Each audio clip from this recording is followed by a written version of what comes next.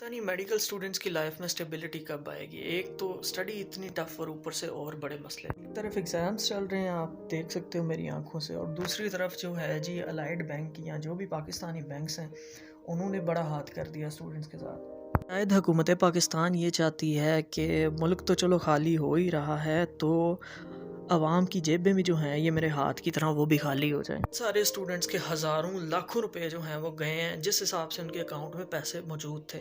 मेरे खुद आलमोस्ट जो हैं वो 10,000 पाकिस्तानी कट गए हैं। किस नाम पे जी? फॉरेक्स एडजस्टमेंट रेट के नाम से। ठीक है, समझते हैं कि डॉलर का रेट जो है वो ओपन मार्केट में ऊपर जा रहा है और पाकिस्तानी करेंसी की वैल्यू नीचे जा रही है। इसका ये मतलब तो नहीं कि अनअनाउंस्ड बगैर किसी को बताए आप जो हैं वो अकाउंट में से डिडक्शन करते जाएं, और एक दिन नहीं, लगातार मेरे अकाउंट से 4 दिन डिडक्शन हुई है। पहले दिन हुई, मैंने कहा कि चलो यार ठीक है, मानते हैं डॉलर ऊपर जा रहा है, करेंसी नीचे आ रही है, चलो एडजस्टमेंट के नाम पे हुई।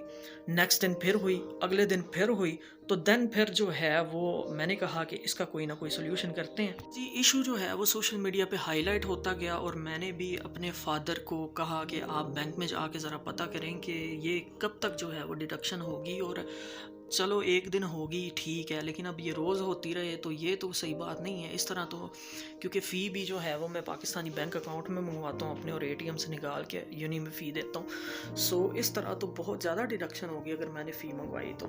सो मैंने उनको भेजा।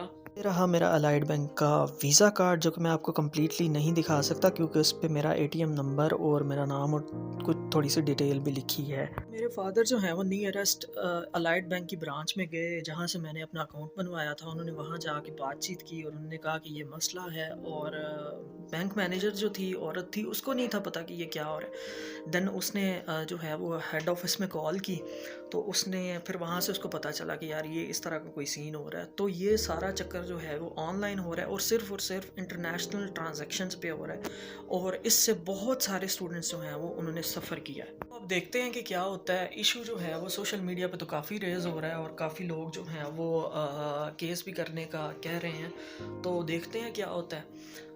बट कह लो कि बहुत स्टूडेंट्स ने इससे सफ़र किया। मेरा एक दोस्त था जिसने मुझे कॉल की, कहता है कि आपके पास अलाइड बैंक की ऐप है। मैंने कहा हाँ, मेरा अलाइड बैंक का अकाउंट है।